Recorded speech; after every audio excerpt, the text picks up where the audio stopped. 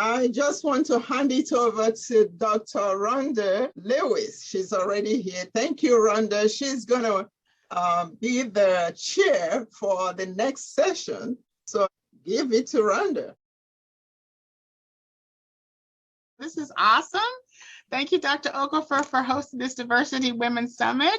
I see some wonderful friends on here, Dr. Baldridge and Mrs. Williams, who's an instructor also in the WISE department. We're going to be talking about the contours of intersectionality. My name is Dr. Rhonda Lewis. I'm the professor and chair of psychology, so I saw a lot of psychology majors out there. Whoop, whoop. So our first presentation is Do Race and Ethnicity Factor in Wealth and Well-Being? And then the next presentation will be on intersectionality for first year seminar. And the next presentation will be on women, gender, and poverty. And then the last presentation will be scenarios of femininity and class. As she's getting started, Dr. Okafor, do you want to tell us about the, you have intersectionality in your title of your department. What made you all go in that direction? Very good question, and thank you for asking that question. It is because of the importance of intersectionality. We are actually the last to be coming on board because all over the world, people are focusing on intersectionality.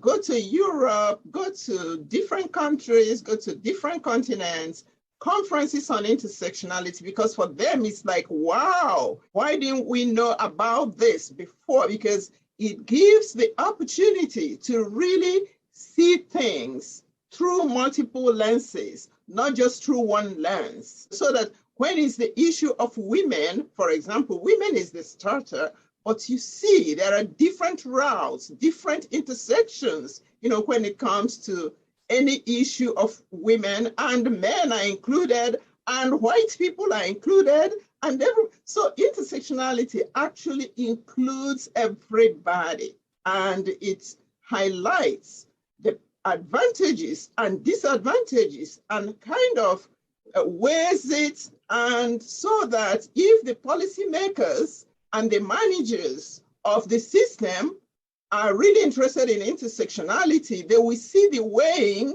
and see how to remedy things, so that those on the lower level of the weight can come up. And it's not pushing anybody down, it's not pushing those who are up down, but it's just solving a lot of problems and making people happier and making the country happier, making the world happier. I'm so glad that you said that, because intersectionality, of course, as you know, intersects with psychology. We are cross-listed with Psychology of Women, which is a wonderful opportunity for us to do that with the WISE department. So our first presentation is Do Race and Ethnicity Factor in Wealth and Well-Being? Our presentation is by Miriam, Gabby, myself, Tammy, Shakaya, Markel, and Olivia. We're going to be talking about, does race, ethnicity factor in the wealth and the well-being? What is poverty? There are many definitions to poverty that someone might have, such as Merriam-Webster.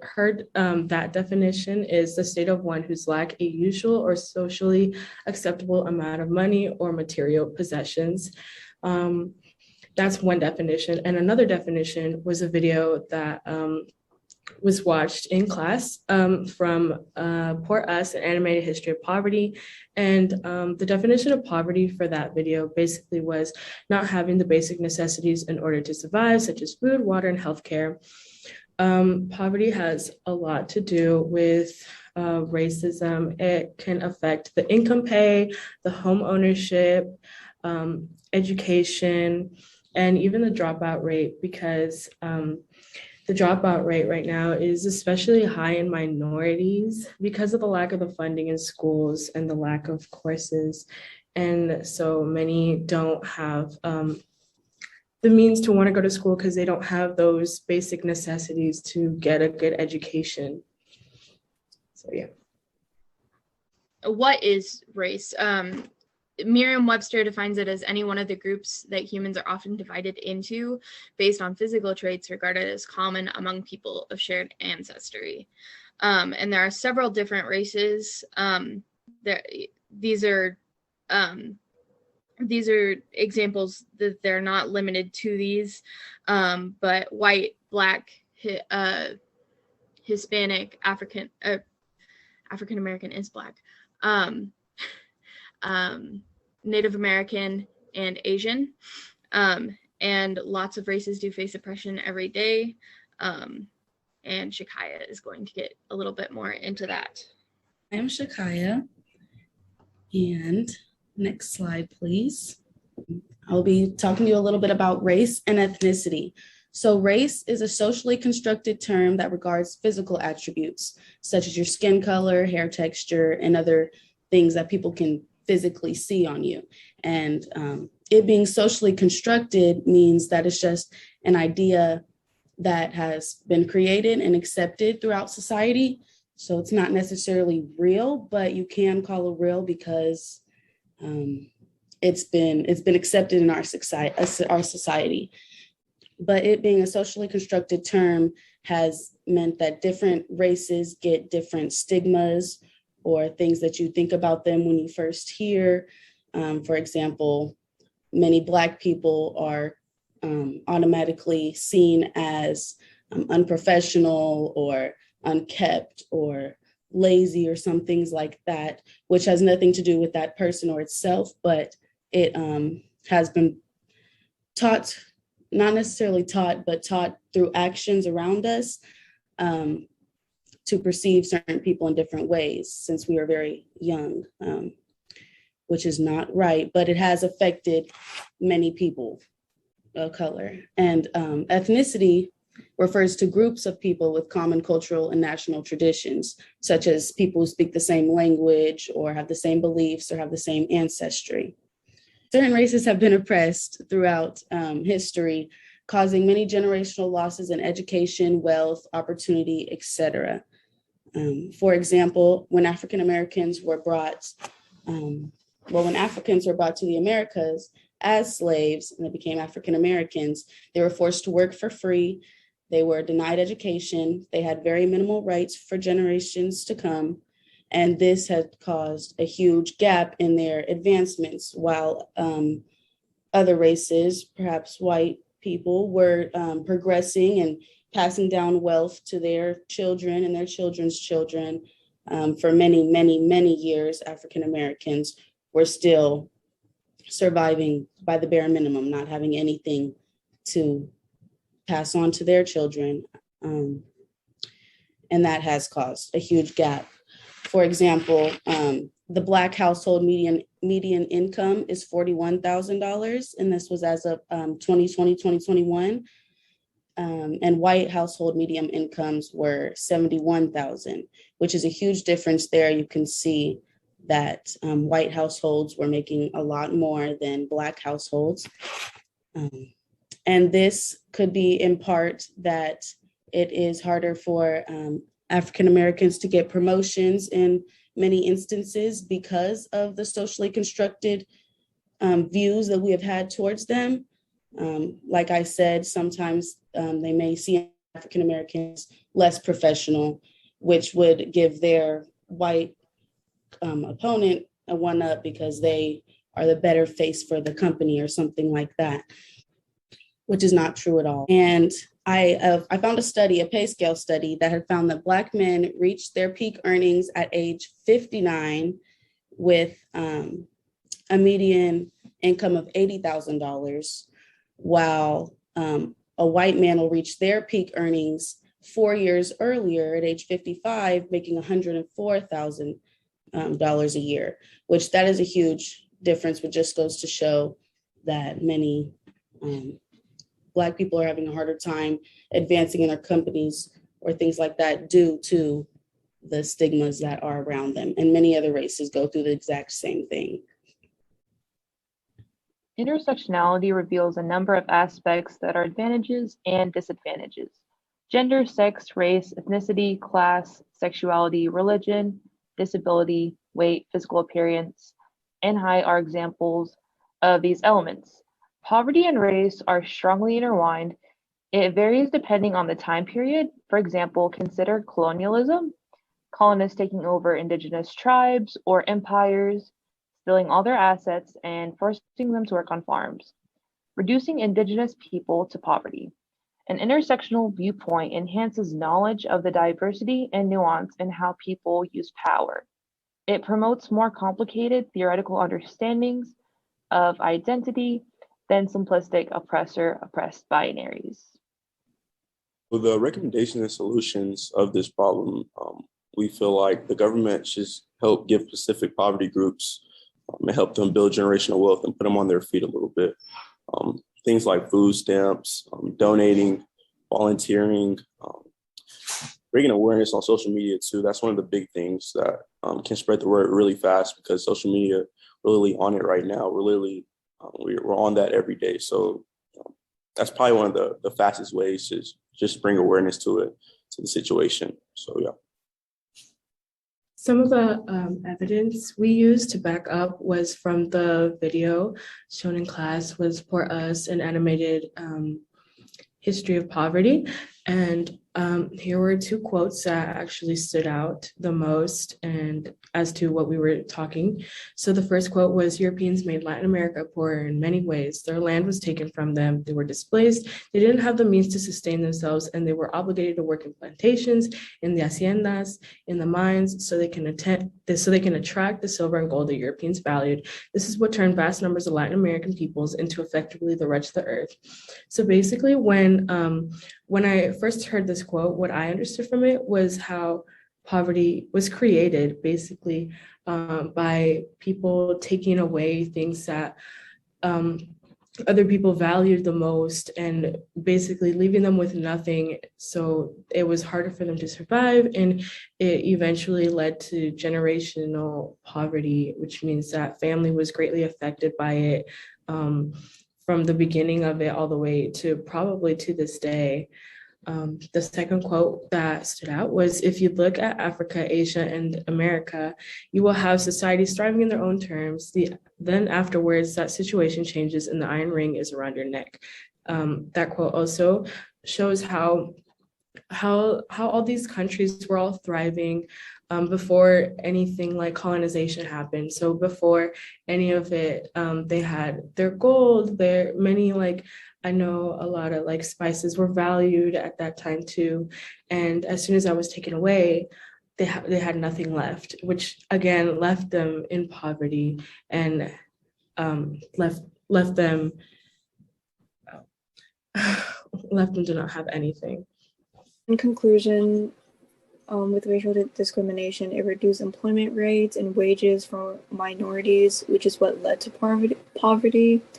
And with the different family backgrounds and financial situations, it influences the future generations' income and wealth through various intergenerational transmissions, just like Abby said, which can lead to many historical inequalities, like what Miriam said about colonization. It resulted in economic instability, ethnic rivalries, and even human rights violations. And so, like we said in the recommendations and solutions, if we talked more about how poverty is prevented in America, it can be prevented. And as a nation, we need to build the political will to enact on these intersectional policies so that many can live comfortably. And it's important to use our strongest communications with each other, which is social media, just like how we're on Zoom right now. We need to bring attention online to the many problems of intersectionality. Excellent job, everyone. Let's give them a hand. Excellent presentation on do race and ethnicity factor in wealth and well-being? We have to all agree, yes. So we're going to save our questions to the end. So you all that have burning questions, we need to save those to the end. And we're going to move right along to our next presentation. Alicia, Jasmine, Elijah, Sierra, and me, Jessie. So today we are going to talk about the intersection of poverty and women and how poverty affects women differently than men. Poverty means that people don't have enough money to afford their basic expenses, such as housing, clothing, food, and healthcare.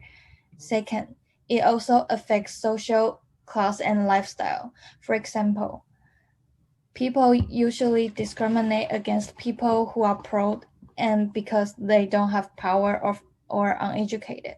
For lifestyle, in order to save money, those people who are poor more likely to buy cheaper food such as fast food or expired food, which is not good for health. So next, Alicia would explain more about poverty and women to everyone. So what exactly causes women to be more prone to poverty than the general population? There are a couple of reasons, but essentially they all stem from the effects that racism and sexism have on institutional structures and across society as a whole, which in turn limit women's employment opportunities, caregiving support, and access to public assistance programs, resulting in higher poverty rates among women than among men. And a few more of the interconnected causes of this are the pay disparity between men and women, also known as the wage gap, domestic violence, disabilities, and the occupational segregation of women into lower paying jobs. And there's many more causes. These are just some of the main ones. And so this is important because it means that not only are women making less money than men, but they often get less food, receive less education, and many of them don't even have enough resources to support themselves, let alone their families, which are dependent on them. And so in this chart, we can analyze how women of nearly all races and ethnicities are at a higher risk of poverty than men. So we can see that American Indian or Alaska Native women, Black women, and Hispanic women are at the highest risk of poverty among the general population. And according to the United States Census Bureau, women made up 56% of the 38.1 million individuals that were living in poverty in 2018. So we can see the disparities when it comes to who is more likely to experience poverty, at what rates, and why. And now my classmate Jasmine is going to discuss the harmful and negative effects that poverty has on women. We have already gone over some of the causes of poverty. I would like to bring to your attention the harms and effects that impact women in poverty. Men in poverty don't have a lot of access to getting jobs like men do.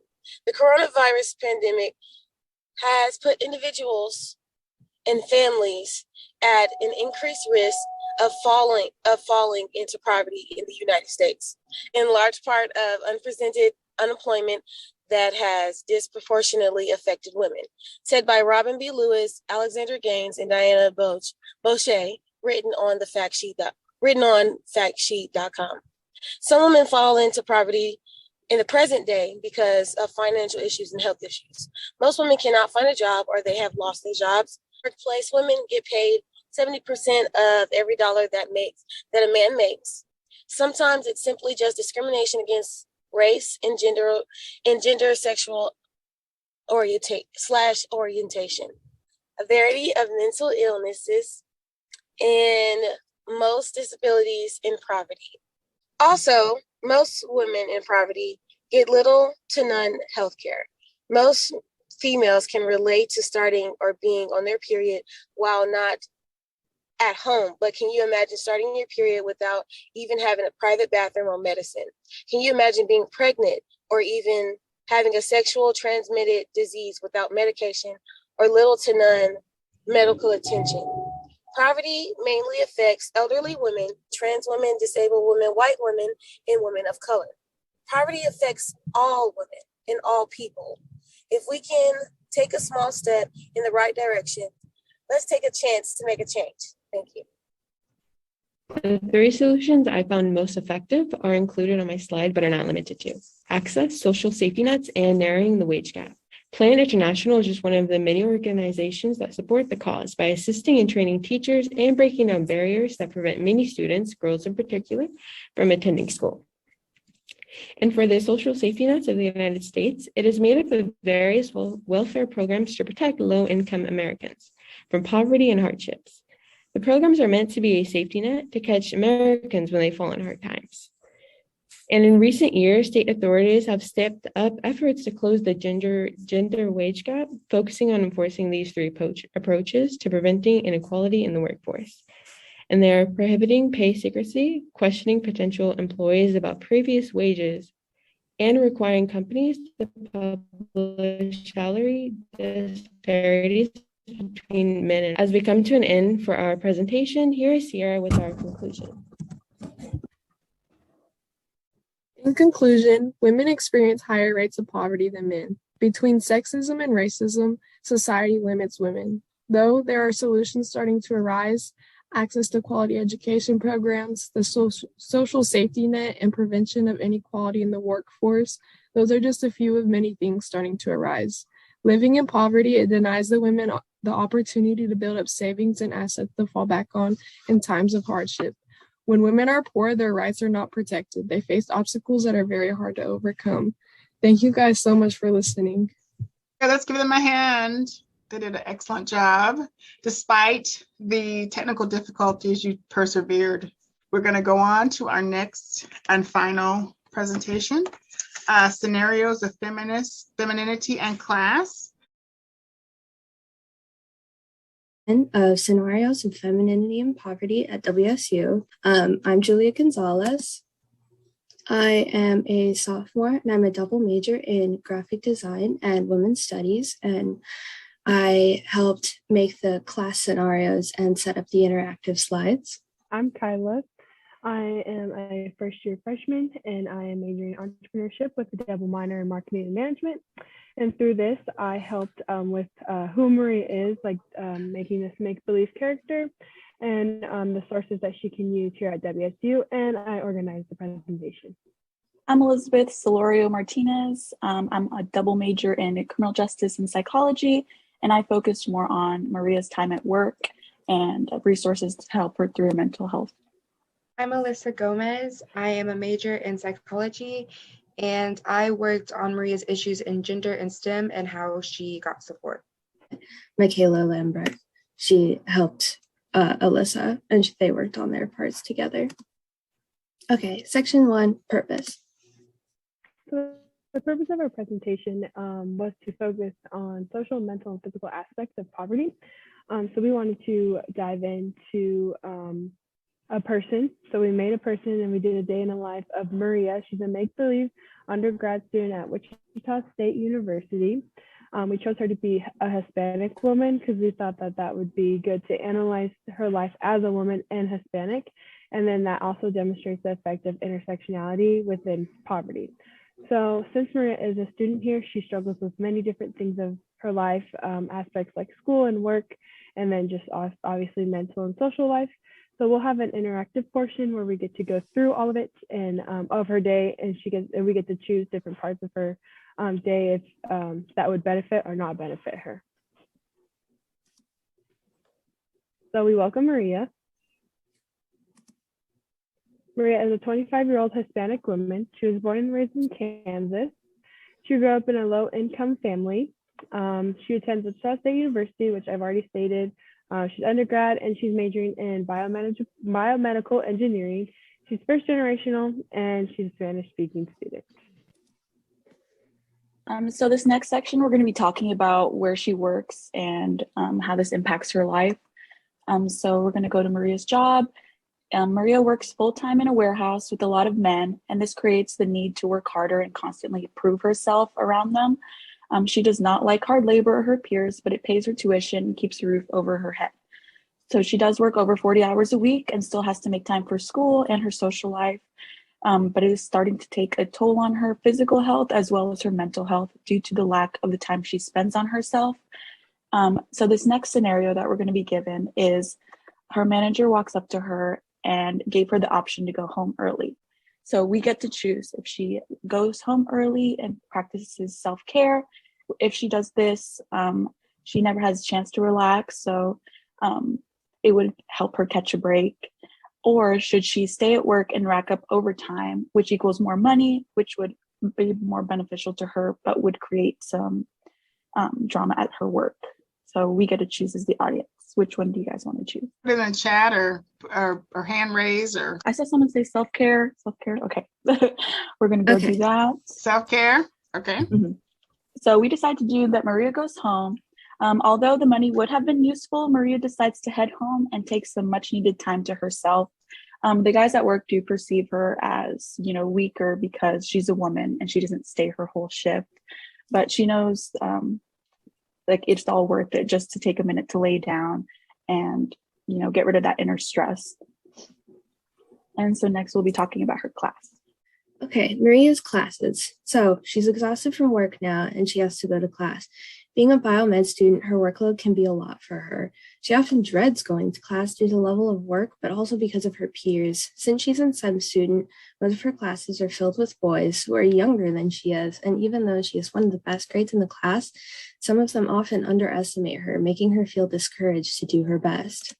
So our scenario is, should she go to class, deal with the stress of knowing she won't get adequate sleep that night? Her performance during class might be low and her peers may judge her.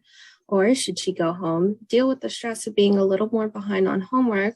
She may receive judgment that way, but she can get some well-needed rest. You guys can choose this time. Go to class or stay home? I'm seeing some go to class. Go to class.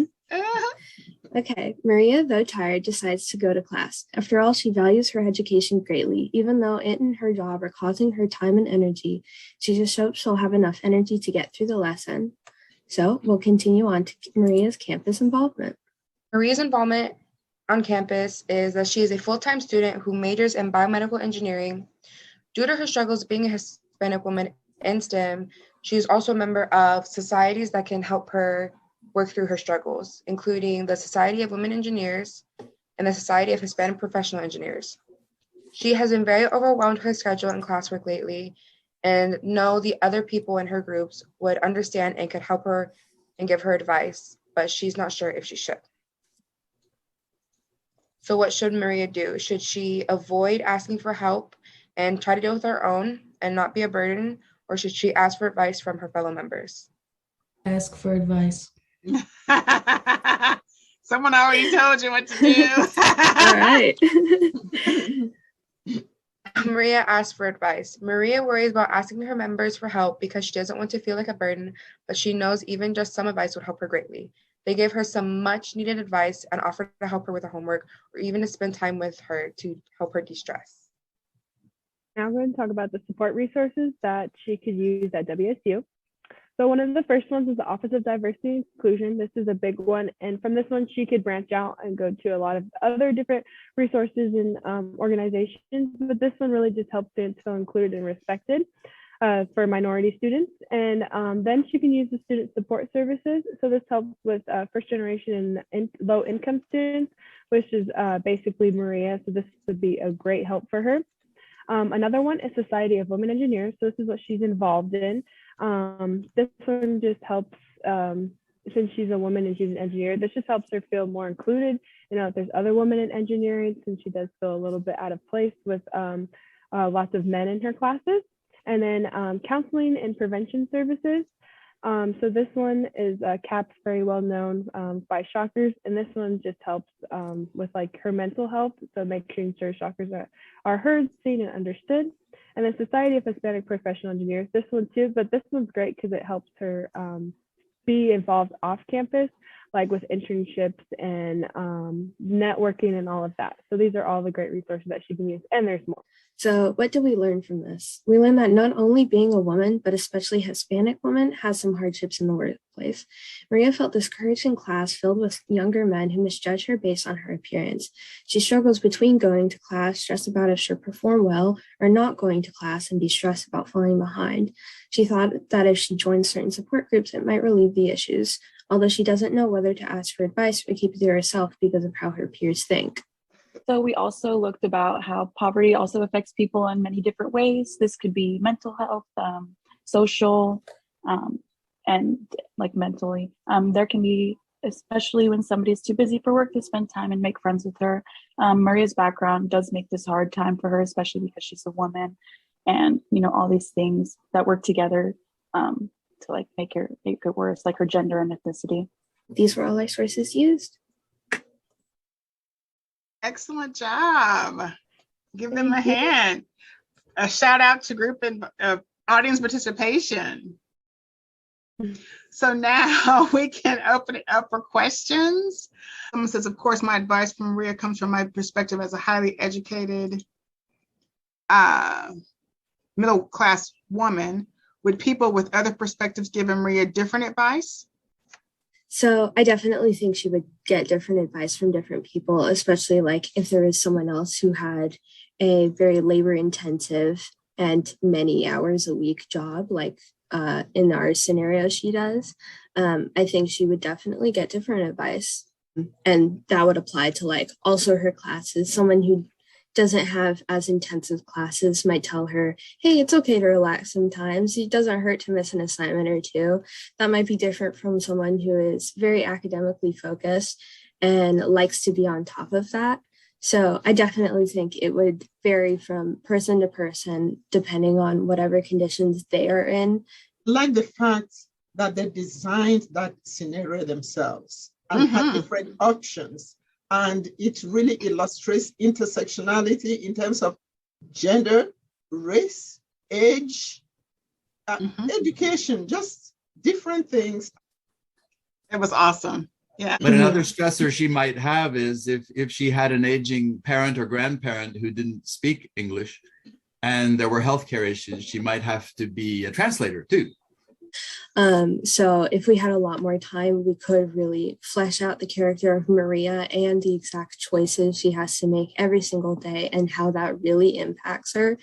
Because I think that was part of our inspiration for this format, is that when we learn about poverty, we learn about the kind of choices these people have to make, but we only ever hear about like the result and not the multiple options that they have to like juggle and choose between, which can be very mentally taxing for people because a lot of them are very difficult decisions. So we wanted to like take a perspective on that in our presentation, even though we couldn't do it with the same nuance as it happens in real life. Other questions? Dr. Castro says it is likely that she will have mental health challenges along the way, depression, demoralization, imposter syndrome, etc. Intersections can alleviate these or aggravate them. I absolutely agree. Living in poverty is horrible for the mental health, but it's not like it's easy to just get help for something like that, because especially to like go to therapy, you have to have money. So it's a very difficult situation. So people that are financially unstable tend to have an anxiety disorder or be depressed, much more likely to have some kind of mental issues than people who are well off and financially stable. So I definitely think that our character of Maria, she might, if her situation kept up for an extended period of time, she would definitely develop depression or any of the other ones you listed. Well, I wanted to ask the other groups about, you both talked about race and ethnicity and poverty and wage gaps. And so you all talk about, we need to have change, we need to use social media, but what role does policy play in the first group, and what role could policy play in the second group? Because you talked about the wage gap in terms for women. I did race and ethnicity with the first group. I do think policies, they do play a huge part in how things goes. So there's a lot of racism that is built in different systems, whether it's with a company or whether it's with our judicial system, but those policies, they might sound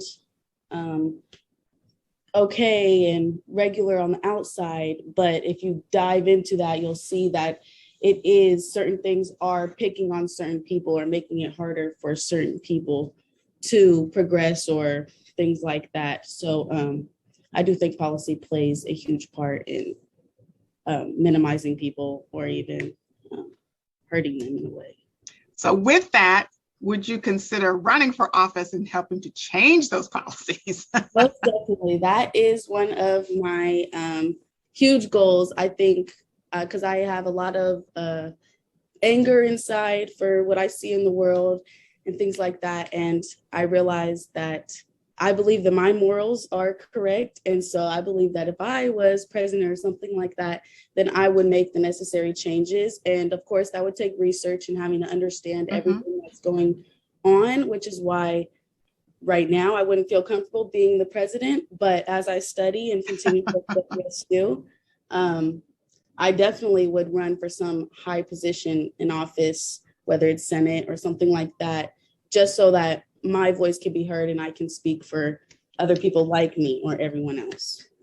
Very good. So I would say turn that anger into passion, which would be, okay, very good. Okay, second group, policy changes that need to happen. You all talked about that wage gap with women and the harms and the job losses and the impact of COVID did a terrible thing with women. And you talked about trans women and race and the mental illness that occurred. I was on a call at the national level, and we are one of several states that did not expand Medicaid, which would have impacted our health, our mental health, and childcare. And so that's a policy change our state legislature could have done to improve the health of Kansas, as we did not choose to do it. Shakaya, I definitely want to see you run for office, and I hope that you get there someday. I love your ideas and your passion. However, for those of us who are already in power making policy, I study policy. I know that it's not a benign thing, that it has all of the foibles of humanity, including the biases and prejudices of our moment. What would you, having done, and I open this up to the whole group, having done these studies, what would you like to tell people who are making the policies now to focus on first, or consider while they're in the process of making that policy? I would let them know to, well, making any decision, you should look at all aspects and all of the consequences that any decision is going to make. So if they are making a new rule or something, they definitely need to think about how it's going to affect each different group of people, whether it's them and their children or their neighbors and their children or minorities, whoever it is. I would also tell them that they should try to put themselves in other people's shoes. I do think empathy and sympathy are very important, and to just really keep an open mind about who they're affecting. And also if they also just look at statistics. Many people have like a problem. They consider African Americans violent, or gang violence is a huge problem within the African American community or just minority community. But I think that when making policies and rules, they should look at how to not just punish the problem or things like that, but look how to actually dig deeper and figure out what is causing the problem and try to pick it apart piece by piece, is what I would tell them. Very good. The future Dr. Royal has said healthcare continues to be a major issue, needing policy change. Intersectionality enables us to examine the many populations. I totally agree with that. Shakaya, that's a very good answer. I love the question that Dr. Henry posed to you all about what would be the first thing to do. Now, one thing that I have found with policymakers, even at the federal level, they like stories. So telling them stories, because they can't see it. The farther that they get away from the local people, the farther they get connected to lobbyists who are in their face every day, giving them their stories and their perspectives. They like statistics, but if they can connect it to a story, I think that's the best way to pull at their heartstrings, is to tell a story. If it's a young person or a veteran or something, connect it to a story. Well, this has been a fabulous panel on the contours of intersectionality. You all did a great job. I want to thank all the panelists and all of your hard work that you put into this. And I want to thank everybody for coming. And I want to thank Dr. Okafor for inviting me.